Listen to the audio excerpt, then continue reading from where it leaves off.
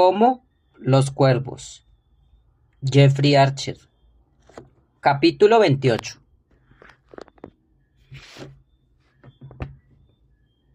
El chofer del coronel hizo todo cuanto pudo por llegar a Londres con la mayor rapidez posible. Hundió el pie en el acelerador hasta que la aguja rebosó los 120 kilómetros por hora. No obstante, retenidos continuamente en ruta por convoyes de tropas, camiones de transporte y, en cierto momento, por tanques Warrior, resultó una empresa difícil. Cuando por fin llegaron a Chiswick, en los aledaños de Londres, se produjo un apagón seguido de un ataque aéreo, seguido del cese de la alarma, seguido por incontables embotellamientos en el trayecto hasta Downing Street. A pesar de que contó con 6 horas para preguntarse por qué deseaba verle al señor Churchill cuando el coche frenó ante el número 10, Charlie sabía tanto como cuando salió del cuartel de Cardiff a primera hora de la tarde. Se identificó ante el policía que montaba guardia en la puerta. Este consultó su agenda, golpeó la aldaba de metal y permitió que Charlie entrara en el vestíbulo. La primera reacción de Charlie al cruzar el umbral del número 10 fue de sorpresa, al descubrir que la casa era muy pequeña, comparada con la residencia de Daphne en Stane Square. Una joven oficial se acercó para recibirle y le condujo a una antesala. El primer ministro se halla reunido en este momento con el embajador de Estados Unidos, explicó la muchacha, pero no creo que la entrevista con el señor Kennedy se prolongue demasiado. Gracias, contestó Charlie. ¿Le apetece una taza de té? No, gracias. Charlie estaba demasiado nervioso para pensar en beber té. Cuando el oficial cerró la puerta, cogió un ejemplar del Lilliput de una mesilla auxiliar y hojeó las páginas sin molestarse en asimilar las palabras. Tras mirar por encima todas las revistas de la mesa, algunos incluso atrasadas, concentró su interés en los cuadros de la pared, Wellington, Palmerston y Disraeli, cuadros inferiores que Becky no habría vendido en el número 1. Becky, Dios bendito, pensó, ni siquiera sabe que estoy en Londres. Se encaminó al teléfono que descansaba sobre el parador, pero se arrepintió de la idea al instante. Frustrado, se puso a dar zancadas por la habitación con la misma sensación de un paciente aguardando a que el médico le confirmara si el diagnóstico era terminal. De pronto, la puerta se abrió y la oficial apareció. El primer ministro le recibiría. Ahora, señor Tromper, dijo. Después le precedió por una estrecha escalera flanqueada por cuadros de anteriores primeros ministros. Cuando llegó a Chamberlain, se encontró en rellano ante un hombre de 1,75 m de estatura, los brazos en jarras y las piernas separadas, que le miraba con un aire desafiante. Tromper, dijo Churchill extendiendo la mano. Me alegro de que haya acudido con tanta rapidez. Confío en no haber interrumpido nada importante. Una clase, pensó Charlie, pero decidió no mencionar el hecho y siguió al primer ministro al interior de su estudio. Churchill le indicó con un ademán que tomara asiento en una cómoda butaca de orejas, cerca del fuego. Charlie contempló los troncos que se quemaban y recordó las severas instrucciones que el primer ministro había dictado a la nación recomendando el ahorro de carbón. Se estará preguntando qué ocurre, dijo el primer ministro, encendiendo un puro y abriendo una carpeta que descansaba sus rodillas y empezó a leer. Sí, señor, contestó Charlie sin recibir ninguna explicación. Churchill continuaba leyendo las numerosas notas desplegadas frente a él. Veo que tenemos algo en común. ¿De veras, primer ministro? Ambos servimos a la Gran Guerra. La guerra que terminaría con todas las guerras. Sí, volvió a equivocarse, ¿eh? Pero era un político. El primer ministro rió por lo bajo antes de seguir leyendo. De pronto levantó la vista. Sin embargo, los dos hemos de jugar papeles mucho más importantes en esta guerra, Tromper, y no puedo permitir que pierda su tiempo dando clases a los reclutas en Cardiff. El maldito lo sabe todo, pensó Charlie. Cuando una nación está en guerra, Tromper, dijo el primer ministro, cerrando la carpeta, la gente imagina que la victoria está garantizada siempre que tengamos más tropas y mejor equipamiento que el enemigo.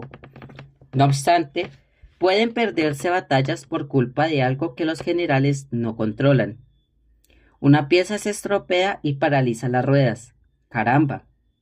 Hoy mismo he tenido que disponer un nuevo departamento en el Ministerio de Guerra para descifrar mensajes en clave. He robado a Cambridge sus dos mejores profesores junto con sus ayudantes para intentar resolver el problema. Piezas de incalculable valor, Tromper. Sí, señor, contestó Charlie, sin saber de qué estaba hablando aquel hombre. Tengo un problema con otra de esas piezas, Tromper, y mis consejeros me han dicho que usted es el hombre más indicado para aportar la solución. Gracias, señor. Comida, Tromper, y lo más importante, su distribución. Según me ha dado a entender el ministro responsable, las provisiones empiezan a escasear con gran rapidez. Ni siquiera nos llegan las suficientes patatas de Irlanda. Uno de los mayores problemas con el que me enfrento en este momento es mantener lleno el estómago de la nación, sufragando una guerra en las costas enemigas y al mismo tiempo impidiendo que nuestras rutas de aprovisionamiento queden cerradas. El ministro me ha comentado que, con frecuencia, pasan semanas antes de que se trasladen los alimentos que llegan a los puertos y a veces terminan donde no es debido. Además, nuestros granjeros se quejan de que no pueden realizar su trabajo a plena satisfacción porque reclutamos a sus mejores hombres para las Fuerzas Armadas y no reciben ninguna subvención del gobierno como compensación.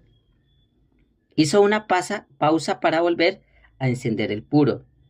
Lo que estoy buscando, pues, es un hombre que se haya pasado la vida comprando, vendiendo y distribuyendo comida. Alguien que haya vivido en la plaza del mercado y al que tantos granjeros como proveedores respeten. En suma, señor Tromper, le necesito a usted. Quiero que se convierta en la mano derecha de Walton. Se encargue de que recibamos los suministros, de que sean distribuidos a los lugares adecuados. No se me ocurre un trabajo más importante y confío en que desee aceptar el reto. El deseo de comenzar cuanto antes debió reflejarse en los ojos de Charlie, porque el primer ministro no se molestó en esperar su respuesta. Bien, veo que ha captado la idea básica. Preséntese en el Ministerio de Alimentación a las 8 de la mañana. Un coche le recogerá en su casa a las 8 menos cuarto. Gracias, señor, dijo Charlie sin explicarle al primer ministro que si un coche se hubiera presentado sin avisar a las 8 menos cuarto, habría llegado un retraso de 3 horas. Ah, Tromper, voy a nombrarle general de brigada para darle ánimos. Prefiero seguir siendo Charlie Tromper, nada más. ¿Por qué? Es posible que en algún momento deba tratar con dureza a un general. El primer ministro se quitó el puro de la boca y lanzó una estoreada carcajada. Después acompañó a su invitado hasta la puerta. Tromper, dijo apoyando la mano en el hombro de Charlie. Si lo considera necesario, no dude en venir a verme, si considera que vale la pena, de día o de noche. Ya sabe que no pierdo el tiempo durmiendo. Gracias, señor, contestó Charlie, empezando a bajar la escalera. Buena suerte, Tromper, y dele de comer a la gente. La oficial acompañó a Charlie al coche y le saludó cuando se sentó en el asiento delantero. Charlie se quedó sorprendido porque aún llevaba el uniforme de sargento. Pidió al chofer que le condujera Little Boltons pasando por Chelsea Terrace.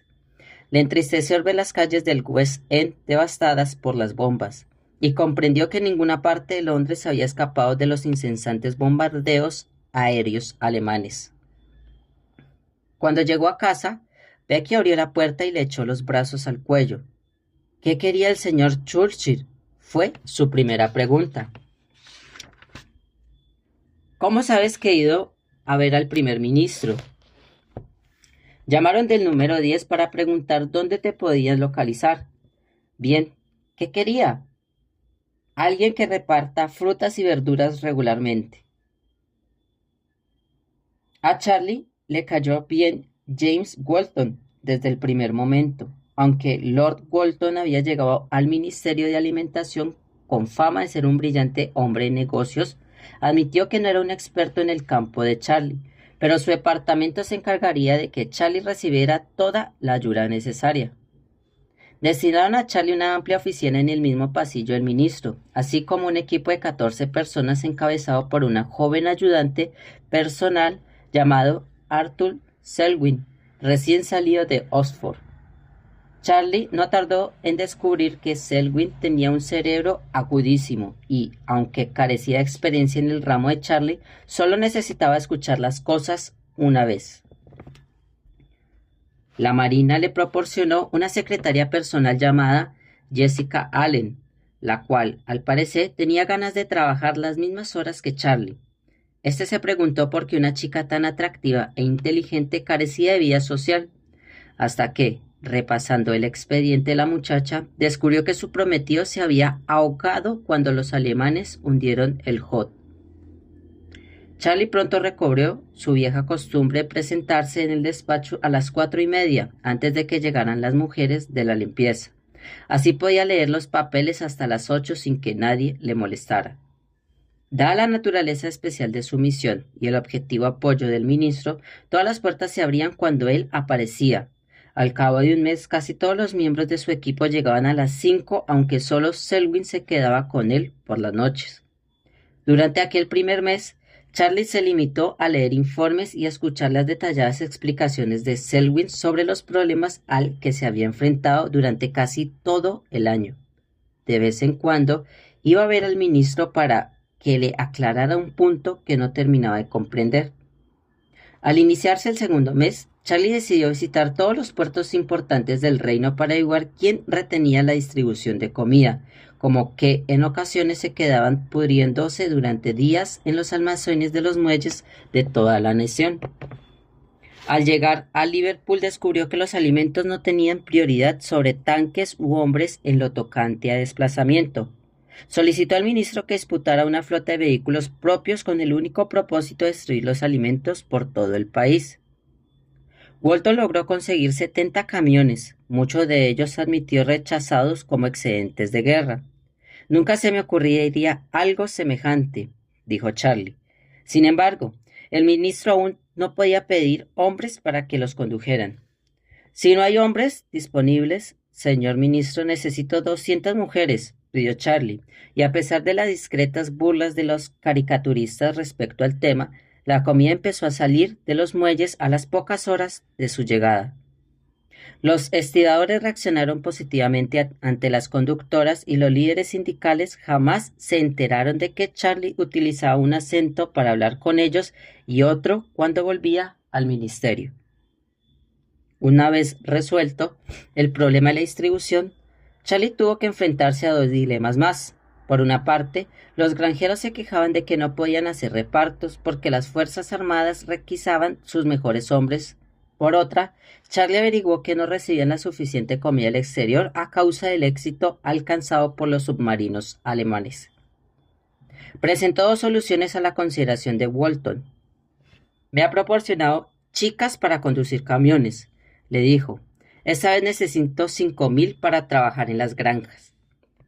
Al día siguiente, la BBC entrevistó a Walton, quien solicitó a la nación muchachas para trabajar la tierra. Se inscribieron 500 durante la primavera, 24 horas, y el ministro consiguió las 5,000 que Charlie había pedido al cabo de 10 semanas.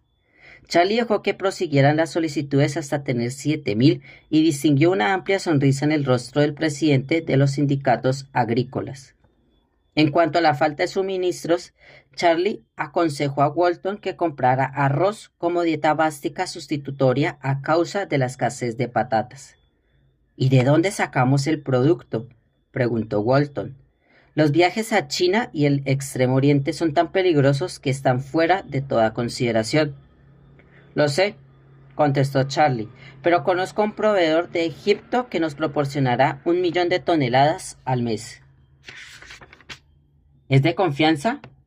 Por supuesto que no, pero su hermano aún trabaja en el East End, y si le internáramos durante unos meses, creo que podría llegar a un acuerdo con la familia. Si la presa se entera de lo que vamos a hacer, Charlie hará ligas con mis intestinos. Yo no se lo voy a decir, señor ministro. Al día siguiente, Eli Khalil se encontró internado en la cárcel de Brixton, mientras Charlie volaba a El Cairo para acordar con sus hermanos la entrega de 1 millón de toneladas de arroz al mes, arroz que había sido destinado previamente a los italianos. Charlie accedió a que Nassim Khalil recibiera la mitad del pago en libras esterlinas y la otra mitad en piastras, sin necesidad de documentación alguna, siempre que los cargamentos llegaran a tiempo. De lo contrario, el gobierno de Khalil recibiría información detallada de la transacción. Eres muy justo, Charlie, como siempre. ¿Qué pasará con mi hermano Eli?, preguntó Nassim Khalil. Le pondremos en libertad a finalizar la guerra, pero solo si los cargamentos llegan a tiempo. Casi tan considerado como justo, replicó Nassim. Un par de años en la cárcel no perjudicarán a Eli. Al fin y al cabo, es uno de los escasos miembros de mi familia que todavía no ha pasado por tal experiencia. Charlie procuraba pasar un par de horas al día como mínimo con Tom Arnold para estar al corriente de lo que ocurría en Chelsea Terrace. Arnold admitió que Trumpers se las iba arreglando para mantenerse a flote. Si bien había considerado necesario cerrar 5 comercios y proteger con tablones otros 4. La noticia deprimió a Charlie, pues Sid Grexat le había escrito para ofrecerle su agrupación de tiendas y la bombardeada taberna de la esquina por solo 6,000 libras, una suma que, según Grexat, Charlie le había ofrecido en firme tiempo atrás. Lo único que Charlie debía hacer, aseguraba a Arnold en una carta, era firmar el talón. Charlie estudió el contrato que Grexat incluía. Le hice esa oferta antes de que la guerra estallara, dijo. Devuélvale los documentos. Estoy seguro de que el año que viene para esta fecha cederá las tiendas por 4,000 libras. De todos modos, trata de mantenerle animado, Tom. No será muy difícil, contestó Tom. Desde que la bomba cayó sobre el mosquetero, Sid vive en Cheshire. Es dueño de una taberna en un pueblecito llamado Hatterton. Mejor aún, comentó Charlie. Nunca le volveremos a ver. Aún estoy más convencido de que dentro de un año accederá a nuestra oferta, así que hagamos como si la carta no hubiera llegado. Al fin y al cabo, el correo no funciona muy bien en estos tiempos. Charlie tuvo que dejar a Tom y a viajar a Southampton, donde había llegado el primer cargamento de Khalil. Sus camiones habían acudido a recoger los sacos, pero el director del puerto se negaba a entregarlos sin una documentación debidamente firmada. Charlie podría haberse ahorrado el viaje y no tenía la menor intención de repetirlo cada mes. Cuando llegó al puerto descubrió enseguida que no existían problemas con los sindicatos, que deseaban descargar los sacos o con sus chicas que se hallaban sentadas en los guardabarros de sus camiones, a la espera de empezar la distribución. Mientras tomaban una pinta en la taberna, Alf Redwood, el líder de los estibadores, advirtió a Charlie que el señor Simpkins, director general de la Junta Portuaria, era muy meticuloso en lo concerniente al papeleo y quería que todos hicieran según las reglas. ¿De veras?, dijo Charlie. En ese caso tendré que proceder de acuerdo con las reglas, ¿verdad? Pagó su ronda y se dirigió al edificio de la administración, donde solicitó ver al señor Simpkins. Está bastante ocupado en este momento, contestó la recepcionista, absorta en pintarse las uñas. Charlie pasó de largo y entró en el despacho de Simpkins. Descubrió a un hombre calvo y delgado sentado detrás de un enorme escritorio, mojando un biscote en una taza de té. ¿Quién es usted?, preguntó el director del puerto, tan sorprendido que dejó caer el biscote dentro del té. Charlie Trumper. He venido a averiguar por qué no me entrega el arroz. Carezco de la autoridad perteniente, respondió Simpkins, intentando rescatar el biscote que flotaba en la bebida. Falta la documentación oficial procedente de El Cairo y sus formularios de Londres son muy inadecuados, muy inadecuados. Dedico a Charlie una sonrisa de satisfacción. Tardaría días en conseguir la documentación necesaria. Ese no es mi problema. Pero estamos en guerra, señor. Por eso es fundamental respetar las ordenanzas. Estoy seguro de que los alemanes lo hacen. Me importa una mierda lo que hagan los alemanes. Tengo 1 millón de toneladas de arroz que entran por este puerto cada mes y quiero distribuir hasta el último grano lo antes posible. ¿Me he expresado con claridad? En efecto, señor Trumper, pero yo necesito la documentación oficial, debidamente cumplimentada antes de entregar su arroz. Le ordeno que me entregue ese arroz de inmediato, gritó Charlie. No hace falta que eleve la voz, señor Trumper, porque como ya le he explicado, carece de la autoridad para darme órdenes. Esto es la Junta Portuaria y no se halla. Como usted sin duda sabrá, bajo la autoridad del Ministerio de Alimentación, vuelva a Londres y procure que la próxima vez nos entreguen los formularios debidamente cumplimentados. Charlie pensó que era demasiado viejo para golpear al hombre, de modo que descolgó el teléfono del escritorio y pidió un número. ¿Qué está haciendo?, preguntó Simpkins. Ese es mi teléfono. Carece de autoridad para utilizar mi teléfono.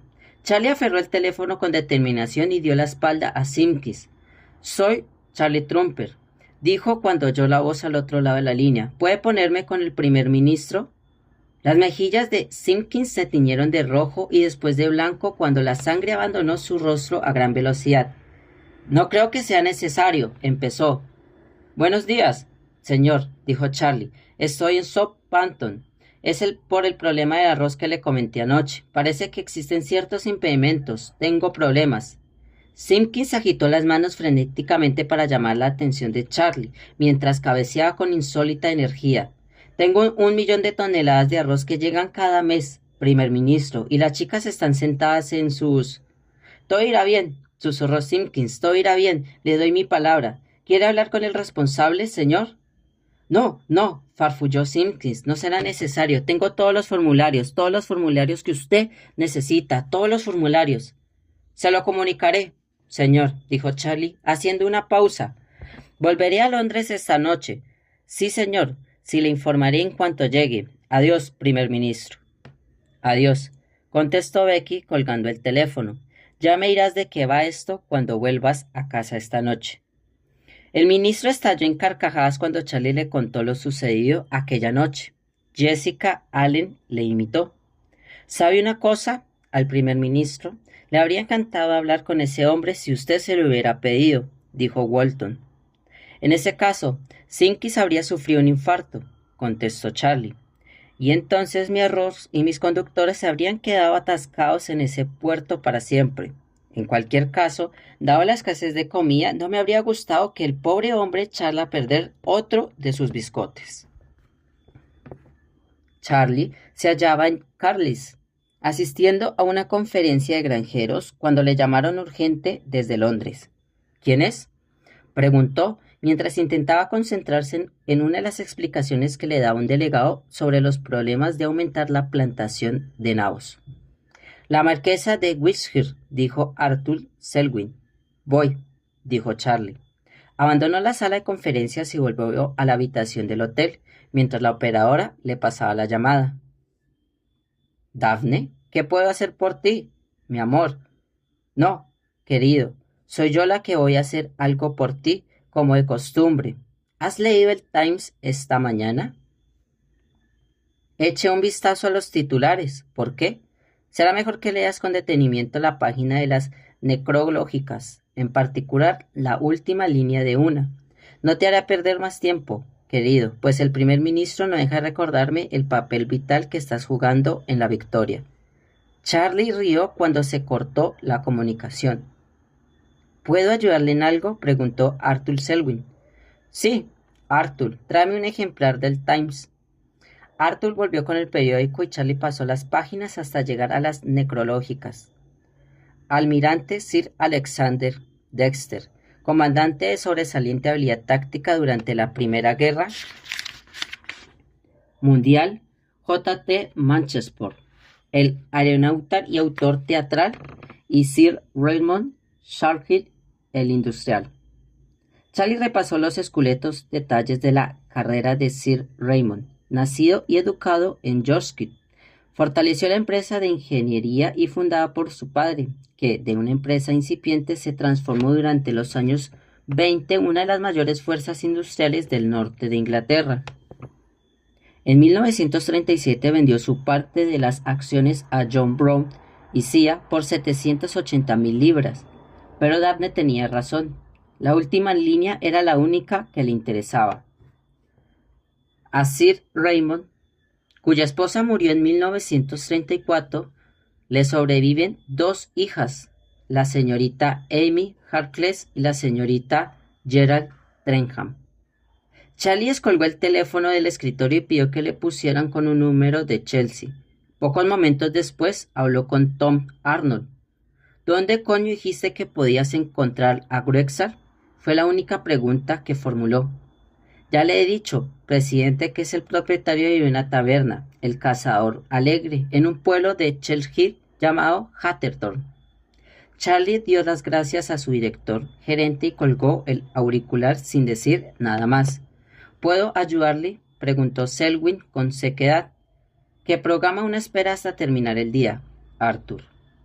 Bien, todavía no he acabado con el tema de los nabos. Eso quiere decir que debería asistir a diferentes sesiones a lo largo de la tarde. Esta noche hablará sobre la fortaleza económica del gobierno en la cena, que clausurará la conferencia, y mañana por la mañana presentará los premios anuales que conceden los granjeros. Pues empieza a rezar para que llegue a tiempo a la cena, dijo Charlie. Se levantó y se puso el abrigo. ¿Quiere que la acompañe?, preguntó Selwyn intentando seguir a su patrón. No, gracias, Arthur. Es un asunto personal, sustitúyeme si no vuelvo a tiempo. Charlie bajó corriendo la escalera y salió al patio.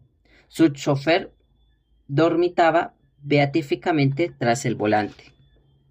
Charlie saltó al interior del coche y le despertó. Llévame a Hatterton. ¿Hatterton, señor? Sí, Hatterton. Salga de Carlisle por el sur y yo lo guiaré después. Charlie desplegó el plano, echó un vistazo a la parte de atrás y recorrió con el dedo las H's. Había 5 Hatterton en las islas, pero solo uno en Cheshire. Por suerte, la única otra palabra que pronunció durante el viaje fue deprisa, y le repitió varias veces. Atravesaron Lancaster, Preston y Warrington antes de detenerse frente al Cazador Alegre. Media hora antes de que la taberna cerrara, los ojos de Sid Grexar casi se salieron de sus órbitas cuando Charlie entró como una exhalación.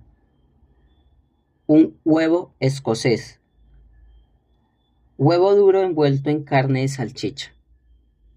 Y una pinta de su mejor amarga tabernero, y no escatimé nada, sonrió Charlie dejando el maletín a su lado.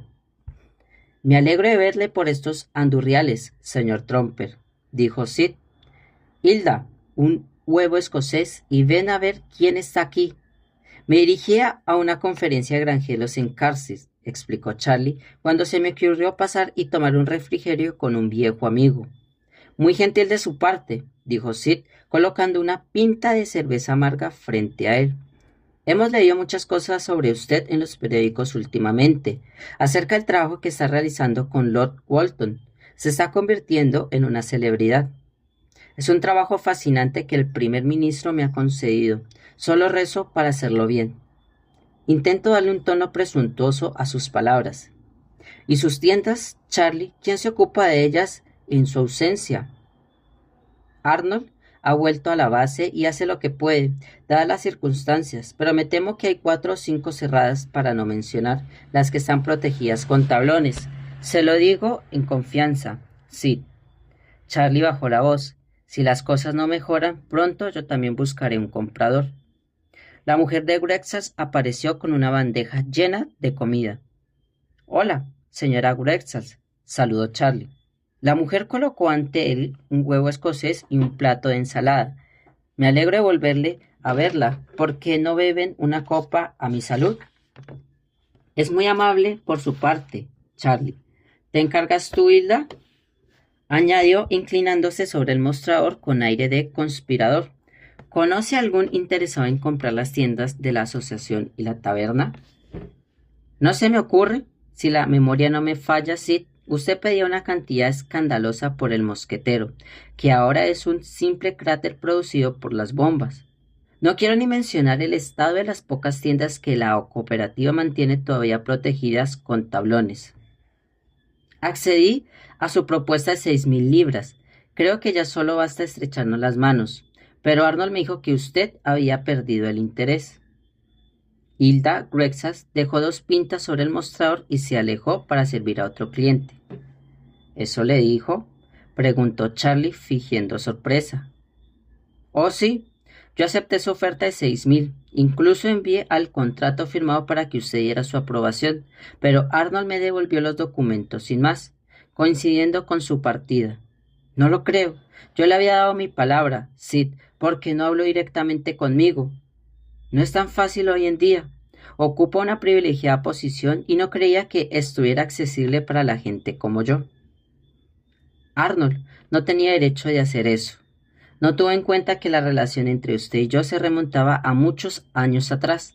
Le pido disculpas, Sid, y recuerde que para usted siempre estoy accesible. ¿Guardó el contrato por casualidad? Desde luego, y demostrará que le he dicho la verdad. Grexal desapareció mientras Charlie comía el huevo y probaba el estofado de la casa. El tabernero regresó al cabo de unos minutos y dejó un fajo de documentos sobre el mostrador. Aquí lo tiene, Charlie, tan cierto como que estoy vivo. Charlie estudió el contrato que Arnold le había enseñado 9 meses antes. Todavía llevaba la firma de Sidney Grexal con la cifra de 6.000, escrita a continuación de las palabras como pago por. Lo único que faltaba era la fecha y su firma, explicó Sid. Nunca pensé que me haría eso, Charlie, después de tantos años. Como bien sabe, Sid, soy un hombre de palabra. Lamento mucho que mi director gerente no conociera a fondo nuestro acuerdo personal. Charlie sacó una cartera del bolsillo, sacó el talonario y escribió las palabras Sid Grexal en la línea superior y 6.000 libras en la de abajo firmado al pie. Es usted un caballero, Charlie, siempre lo he dicho. ¿No es verdad, Hilda? La señora Grexal asintió con entusiasmo. Charlie sonrió, cogió el contrato, guardó con todos los papeles en su maletín y estrechó las manos del tabernero y su mujer. ¿Cuánto le debo?, preguntó tras vaciar hasta la última gota del vaso. Va por cuenta de la casa, contestó Grexal. Pero si... No, insisto, no se me ocurría tratar a un viejo amigo como un cliente. Charlie, paga la casa, repitió. El teléfono sonó y Hilda fue a contestar. Bien, debo irme, dijo Charlie. De lo contrario llegaré tarde a la conferencia y se supone que he de pronunciar otro discurso esta noche. Me encanta hacer negocios con usted, Sid. Había llegado a la puerta de la taberna cuando la señora Grexal volvió precipitadamente al mostrador. Una dama pregunta por ti, Sid. Es una llamada de la larga distancia. Dice que es la señora Trenham. A medida que transcurrían los meses, se convirtió en un maestro de su oficio. Ningún director de puerto estaba seguro de cuándo entraría como una tromba en su despacho. Ningún proveedor se sorprendía cuando deseaba examinar las facturas en persona y el presidente del sindicato de granjeros ronroneaba cuando el nombre de Charlie surgía en alguna conversación. Charlie nunca consideró necesario telefonear al primer ministro, aunque el señor Churchill lo hizo en una ocasión. Eran las 4:30 de la mañana. Charlie descolgó el teléfono de su escritorio. «Buenos días», dijo. «¿Tromper?» «Sí. ¿Quién es?» «Churchill». «Buenos días, primer ministro. ¿Qué puedo hacer por usted, señor?» «Nada. Solo estaba comprobando que lo que dicen de usted es cierto. A propósito, gracias». La comunicación se cortó. Charlie se las arreglaba para comer de una vez cuando con Daniel, el chico trabajador, ahora para el Ministerio de la Guerra, pero nunca hablaba de lo que llevaba entre manos. Cuando le ascendieron a capitán, Charlie solo se preocupó por la reacción de Becky, si alguna vez le veía de uniforme. Cuando Charlie visitó a Tom Arnold a final de mes, se enteró de que el señor Hadlow se había jubilado como director del banco y sustituyó a un tal Paul Merrick. No se estaba mostrando muy cordial. Dice que su descubierto está alcanzando niveles inaceptables y que ya es hora de hacer algo al respecto, explicó Tom. ¿De veras?, dijo Charlie. Entonces tendré que ir a ver al señor Merrick y decirle unas cuantas verdades. Aunque Tromper ya abarcaba todas las tiendas del Chelsea Terrace, a excepción de la librería, Charlie seguía enfrentándose con el problema de la señora Trenham y sus pisos bombardeados, por no mencionar la preocupación adicional de Herr Hitler y su guerra inacabable.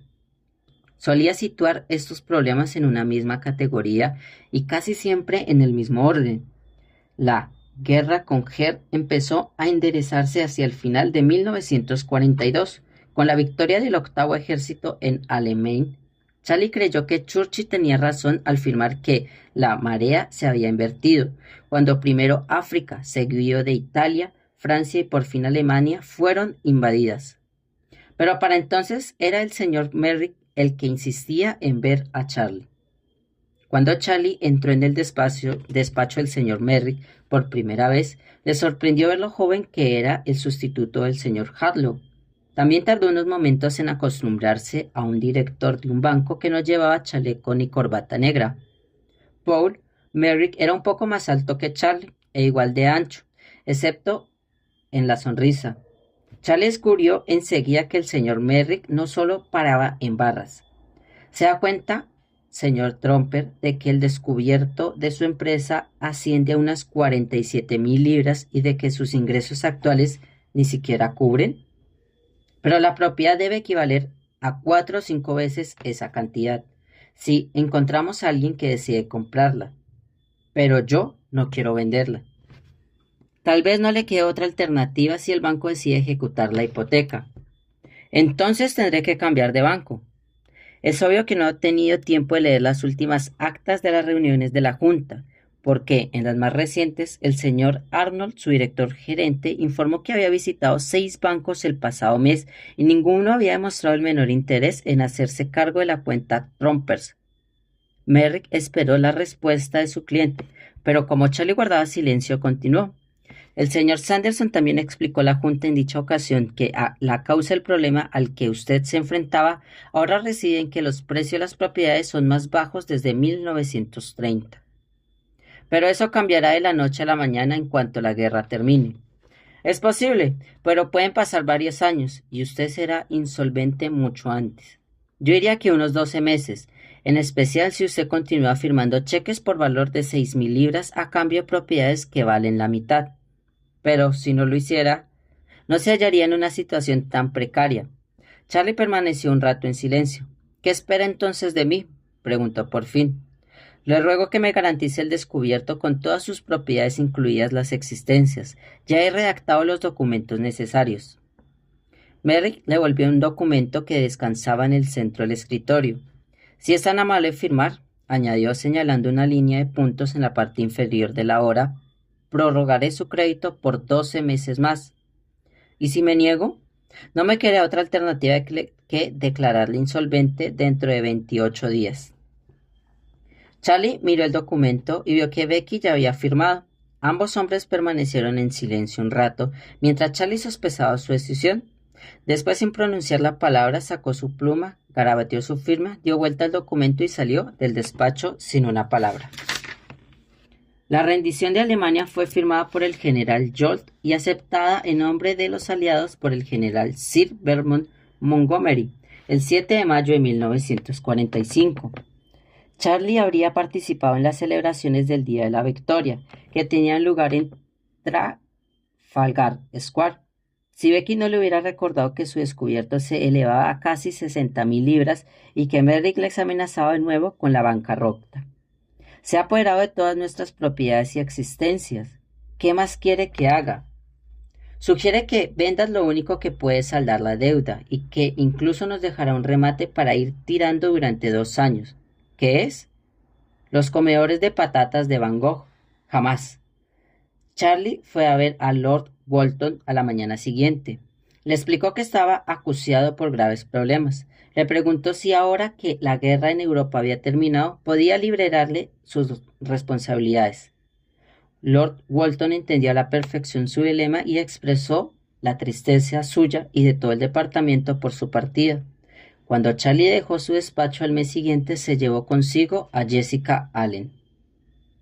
Los problemas de Charlie no se solucionaron durante 1945, pues los precios de las propiedades siguieron cayendo y la inflación continuó aumentando. De todos modos, sintió una gran emoción cuando, tras declararse la paz con Japón, el primer ministro celebró una fiesta en su honor en el número 10 de Downing Street. Daphne admitió que nunca había entrado en el edificio y confesó a Becky que no estaba segura de desear hacerlo.